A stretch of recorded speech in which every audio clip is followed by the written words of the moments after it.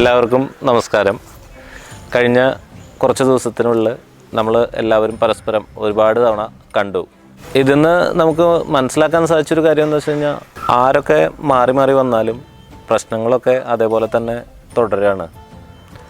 അതിപ്പോൾ വീടുകൾ വെക്കുന്ന കാര്യമാണെങ്കിലും ശരി, വീട്ടിലേക്കുള്ള വഴിയുടെ കാര്യമാണെങ്കിലും ശരി, ഓലപ്പരയിലും ചായപ്പിലും ഒക്കെ താമസിക്കുന്ന ആളുകൾ ഇപ്പോഴും നമ്മുടെ നാട്ടിലുണ്ട്.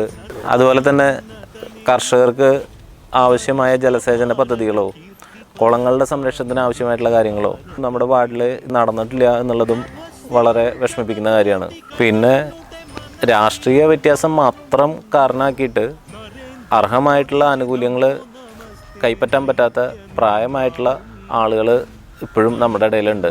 ഈ പ്രശ്നങ്ങളൊക്കെ പറയുമ്പോൾ തന്നെ നമ്മളെ അത്ഭുതപ്പെടുത്തുന്ന കാര്യം എന്താ വെച്ച് കഴിഞ്ഞാൽ, ഇതിനെല്ലാം പരിഹാരമായിട്ട് ഒരുപാട് പദ്ധതികൾ കേന്ദ്ര സർക്കാർ കൊണ്ടുവന്നിട്ടുണ്ട്. അതിനുള്ള ഫണ്ടുകളും അനുവദിച്ചിട്ടുണ്ട്. എന്നിട്ട് പോലും ഇത് ജനങ്ങളിലേക്ക് എത്തിക്കാൻ എന്തുകൊണ്ടാണ് മടി കാണിക്കുന്നത് എന്നുള്ളത് മാത്രമാണ് നമുക്ക് മനസ്സിലാവാത്ത കാര്യം. ഉദാഹരണത്തിന് സ്വച്ഛ് ഭാരത് ശൗചാലയങ്ങൾ പണിയാൻ, പ്രധാനമന്ത്രി ആവാസ് യോജന, നമുക്ക് വീടില്ലാത്തവർക്ക് വീടുകൾ നിർമ്മിക്കാനുള്ള ധനസഹായം, അതുപോലെ ജനൌഷധി വഴി മരുന്നുകൾ വളരെ വില കുറവിൽ ക്വാളിറ്റിയുള്ള മരുന്നുകൾ ജനങ്ങളിലേക്ക് എത്തിക്കാനായിട്ട്, പ്രധാനമന്ത്രി ഗരീബ് കല്യാൺ യോജന, അധിക റേഷൻ വിഹിതം അനുവദിച്ചുകൊണ്ടുള്ള പദ്ധതി, കർഷകർക്കുള്ള കിസാൻ സമ്മാൻ നിധി, അത് അവരുടെ അക്കൗണ്ടുകളിലേക്ക് നേരിട്ട് പൈസ എത്തിക്കുന്ന സംവിധാനം. കഴിഞ്ഞ 6 വർഷത്തിനുള്ളിൽ 300-ൽ പരം പദ്ധതികളാണ് കേന്ദ്ര സർക്കാർ കൊണ്ടുവന്നിട്ടുള്ളത്.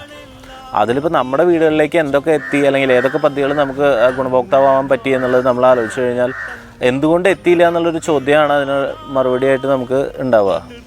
അതിനുള്ള ഉത്തരവ് ഇതാണ്: രാഷ്ട്രീയം മാത്രം നോക്കിയിട്ട് ഈ പദ്ധതികളൊന്നും അല്ലെങ്കിൽ ഇതിൻ്റെ ഗുണങ്ങളൊന്നും ജനങ്ങളിലേക്ക് എത്തിക്കുന്നില്ല എന്നുള്ളതാണ് ഇപ്പോഴത്തെ അവസ്ഥ.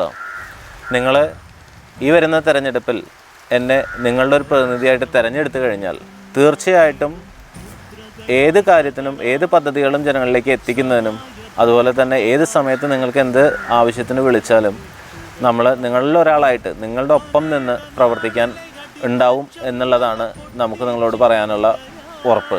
തൊട്ടടുത്ത ദിവസം തന്നെ നമ്മൾ പോളിംഗ് ബൂത്തിലേക്ക് പോവാണ്. ഇവിടെ ഒരു മാറ്റം വേണം എന്ന് ആഗ്രഹിക്കാത്തവരാരുമില്ല. അതിന് നിങ്ങളെല്ലാവരും താമര അടയാളത്തിൽ നിങ്ങളുടെ വിലപ്പെട്ട വോട്ടുകൾ രേഖപ്പെടുത്തി എന്നെ വിജയിപ്പിക്കണമെന്ന് വിനീതമായി അഭ്യർത്ഥിക്കുന്നു. നന്ദി.